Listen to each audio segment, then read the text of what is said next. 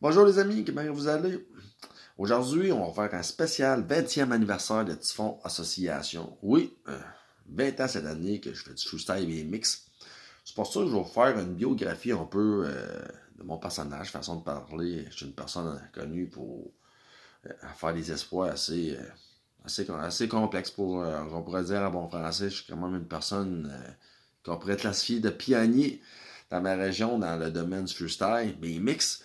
C'est pour ça qu'aujourd'hui, pour le 20e anniversaire, je me suis dit que c'est important qu'un peu le monde sache je suis qui, qu'est-ce que j'ai fait un peu parce que pour mon sport, parce que tu sais, les gens, il y a souvent des gens qui parlent un peu négativement contre moi. Il y a souvent des gens qui essaient de camoufler des faits réalistes que j'ai accomplis. Mais c'est pour ça que je vais prendre le temps aujourd'hui. Puis en même temps, c'est le fun de savoir que vous avez des athlètes dans la région de la Mauricie, vous avez des gens, comment que je pourrais expliquer bien ça, qui vaut la peine d'être connus, vaut la peine de se faire connaître leurs exploits qu'ils ont fait. Fait que ouais, 20 ans cette année. 20 ans, c'est proche d'un quart de siècle. 5 ans, 25 ans, 20 ans. Oui, comment ça que j'ai fait du freestyle BMX? Comment ça j'ai eu la piqûre de ce sport qui pour moi c'est un sport merveilleux qui m'a sauvé de beaucoup de problématiques de la drogue ou X choses négatives. Commençons. Moi, premièrement, je suis une personne très sportive. Un peu moins parce qu'on vieillit, mais quand j'étais jeune, là, j'étais hyper actif. J'aimais ça, faire n'importe quoi, faire du vélo, aller nager l'été, peu importe, j'étais une personne qui aimait la vie. Fait que moi, là, les années 90, le sport qui était très populaire, c'était le skateboard. Fait qu'à 10 ans, je me rappelle, en 96, je me suis fait acheter un skateboard. Avant mon père, je pense que j'avais payé ça 5$. Fait que je la faisais. J'aimais ça. C'était mon premier sport extrême. Puis après ça, on a eu, comment dire ça, il y a eu en même temps, c'était la mode snowboard. Fait qu'à 10, 11 ans aussi, j'ai fait du snow. Je faisais du vélo. Fait que, j'allais dans un dépanneur de Machino. Il y avait un dépanneur, un couche-tard, Resto Lac aux Arbres. C'était là, la région de Mekinac. Fait que, il y avait des revues de ride et mix. Dans le temps, il n'y avait pas Internet. C'est des revues que tu prenais, puis tu regardais les photos, tu découpais. Fait que, oh, pas pire. Là, c'est pas pire. Il y avait des riders, des athlètes de ça qui faisaient comme du freestyle, comme un skateboard. Mettre un truc après l'autre. Dans le temps, on appelait ça le début du street, là, la discipline urbaine. Fait que je me suis dit, c'est pas pire. Fait qu'après ça, il y avait deux. Nous autres, on avait un camping au lac aux Sables, c'est un petit village, on avait un camping au bord du lac aux Sables. Fait qu'il y avait deux gens de Montréal, deux gens, je me rappelle, on les appelait Chicken et Jason, il y avait des BMX Mongoose, gros, c'est des vieilles Reagan des années 80. Fait que, nous autres, on prenait ça, puis là, à 14 ans, là, j'avais 14 ans, fin de 14 ans, 14. Fait que, on sautait par-dessus les drones de feu, tu sais, ouais, c'était pas pire, pas pire. Peut-être une couple de jours plus tard, je trouve un BMX des années 80 au bord d'un corner, un corner pour mettre les poubelles, avec les tailleurs dessoufflés. Je me suis dit, ah ben, Colin de bin. Et quand un BMX, moi j'étais heureux parce que j'avais eu ça gratuitement, même si c'était un vieux BMX des années 80. Je mets de l'heure, puis après ça, je commence à faire des tweaks par hasard. C'est là que j'ai eu la piqûre du freestyle BMX. Fait que là, je reste dans un petit village au lac aux Sables. Je suis jeune. J'achète des revues. Fait que j'ai commencé à en faire. Pla. Qu'est-ce qui a fait vraiment que j'ai. Comment dire ça? Comment qu'on pourrait dire ça? Vraiment aimé le sport. À l'âge de 15 ans, dans le temps, on n'avait pas de médias. À part TV. Pas TV, je vous disais, à part les télévisions locales. Fait qu'il y avait une compétition, une démonstration de BMX au port de Trois-Rivières. Il fait longtemps, là. Je faisais quoi, 2001, 2001. Fait que mon père m'avait amené là. Fait que crème, j'ai trippé. Je me rappelle, j'étais avec ma première petite blonde. J'ai trippé. Oh, une petite bière, hein. Faut faire une biographie, faut bien.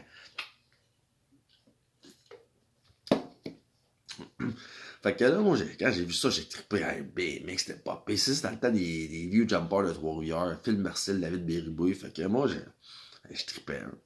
Fait que là, je me suis acheté mon premier BMX, là, vraiment, un Minelli. Après ça, je me suis acheté un Diamondback. Là, j'ai trippé 15, 16, 7 ans, là. Là, je me rappelle. Là, à l'école, c'est là que la monde a commencé à m'appeler Typhon Association. À partir de 14-15 ans, la fameuse chanson qu'on faite, puis qu'il y a certaines personnes qui l'ont remis sur YouTube, un peu pour insulter, mais peu importe, c'est pas le fait.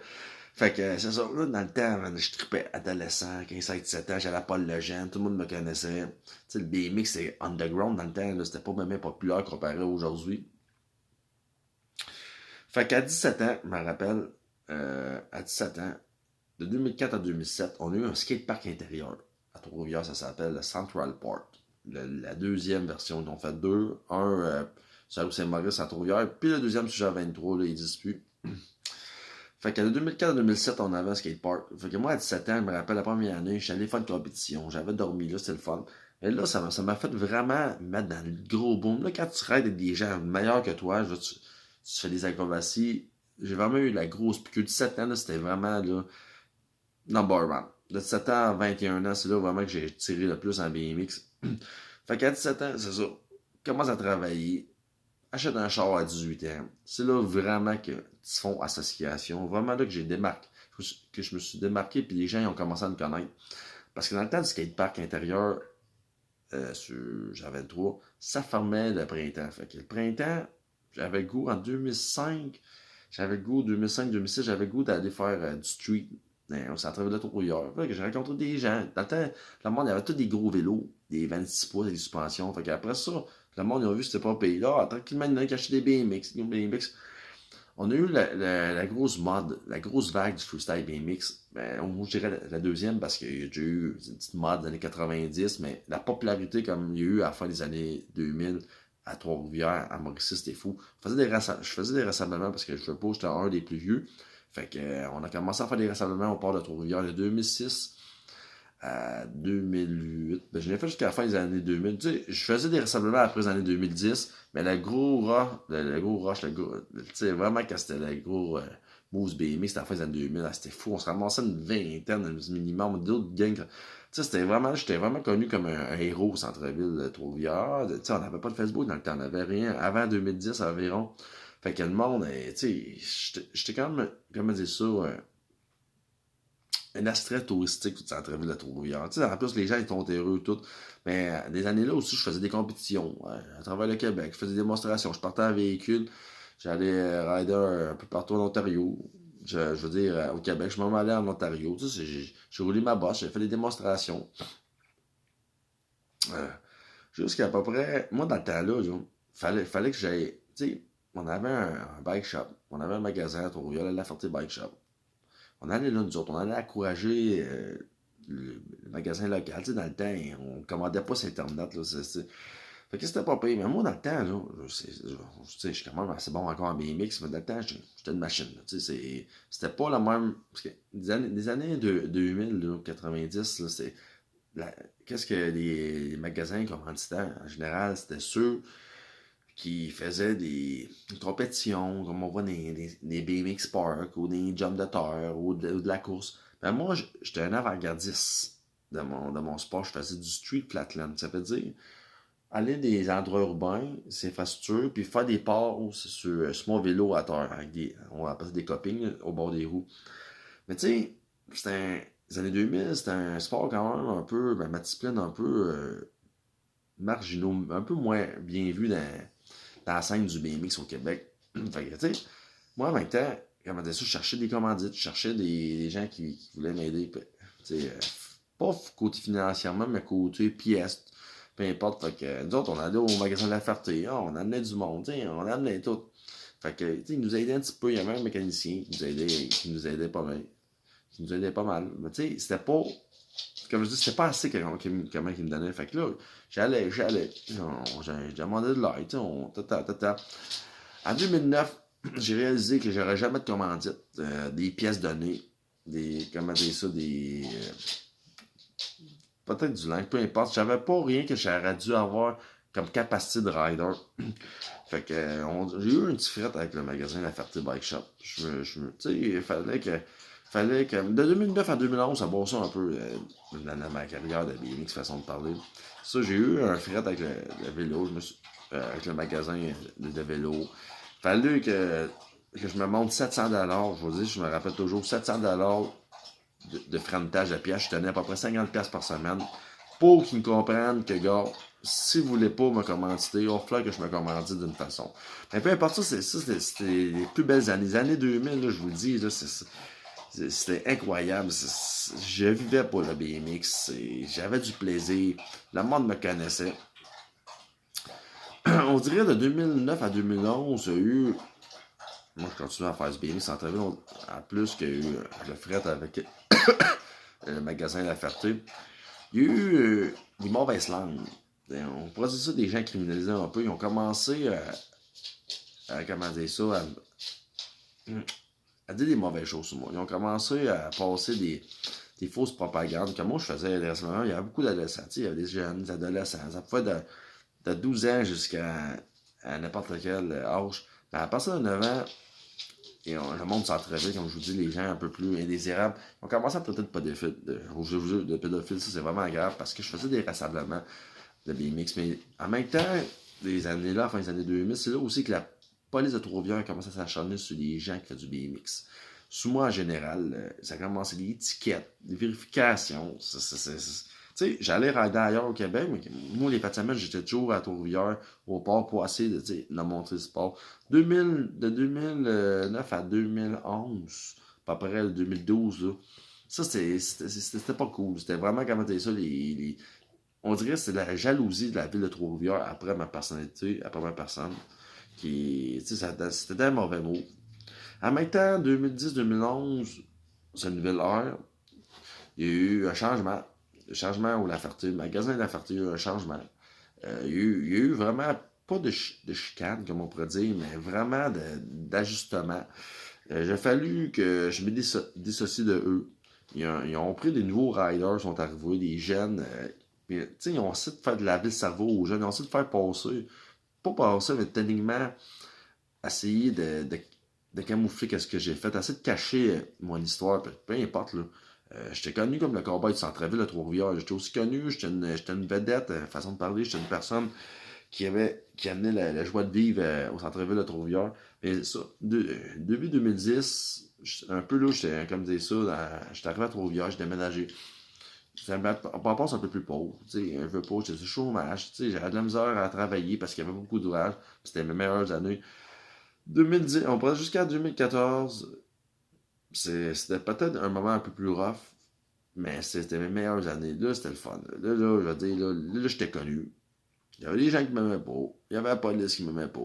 Il y avait certaines clientèles qu'on dirait qu'ils voulaient pas que je sois au centre-ville. Mais je continuais à raider. J'étais de plus en plus connu. Là, Facebook a commencé. J'ai fait des démonstrations pas mal des années-là. Il y avait des démonstrations dans les petits villages. Je l'ai fait, des petits villages, on pourrait dire villages, mais c'est grosse ville. J'ai roulé ma bosse un peu, mais là, j'étais rendu à 25. À partir quand j'ai déménagé à Trois-Rivières, j'étais rendu à 25 ans. J'étais rendu à peu près 24-25 ans. D'habitude, la plupart des gens, ils arrêtent de faire du BMX. Moi, j'ai continué. Là, c'est drôle parce qu'il est rendu à l'âge-là, tu travailles avec 2-3 générations plus tard. Je veux dire, les générations que. Tu sais, que j'ai raidé avec leur frère, puis les jeunes, ils venaient raider. Fait que moi, j'ai continué à faire du BMX. Continué à faire du BMX.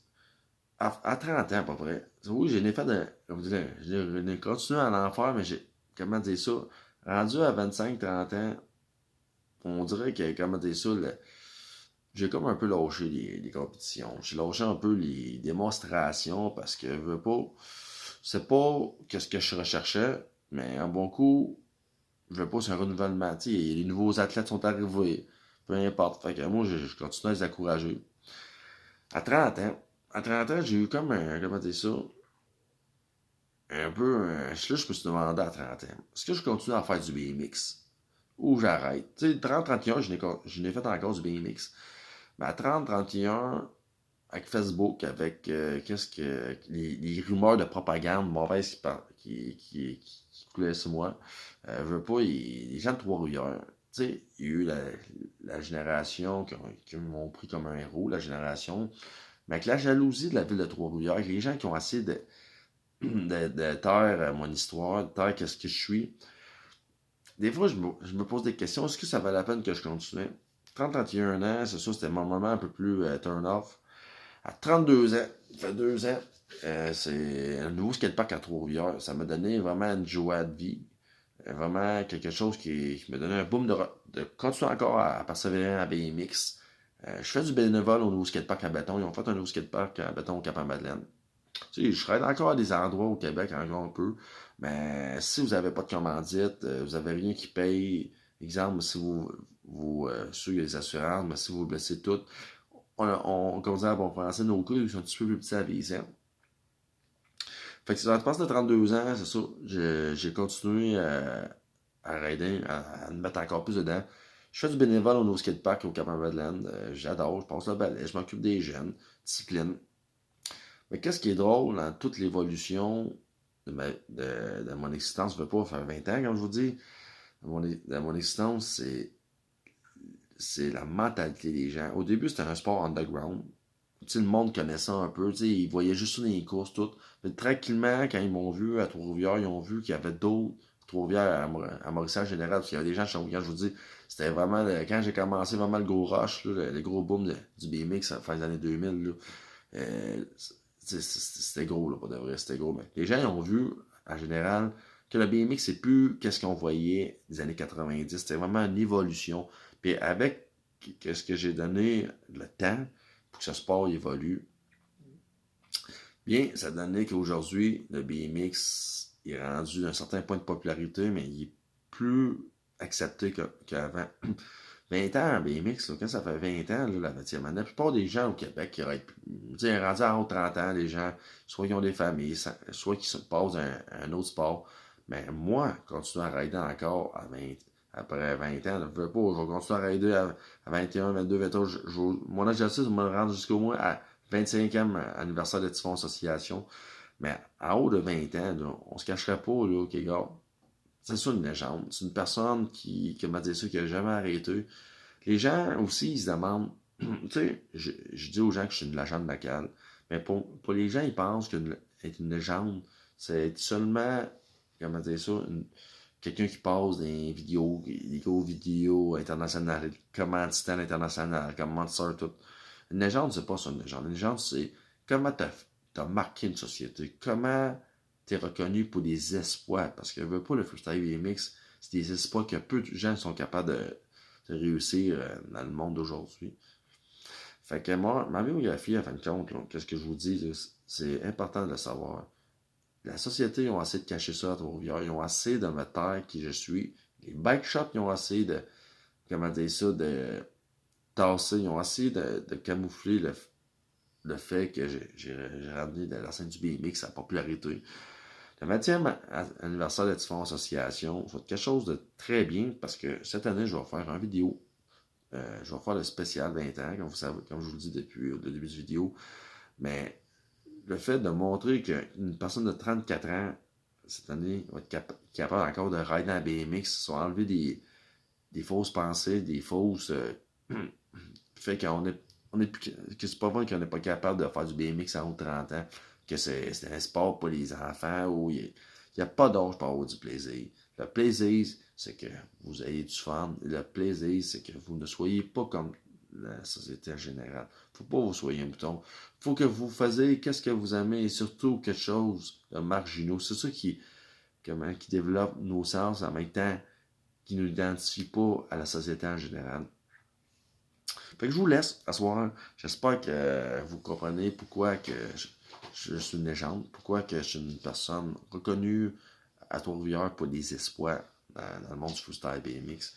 Et surtout, l'important, partagez cette vidéo. Bonne soirée, gang.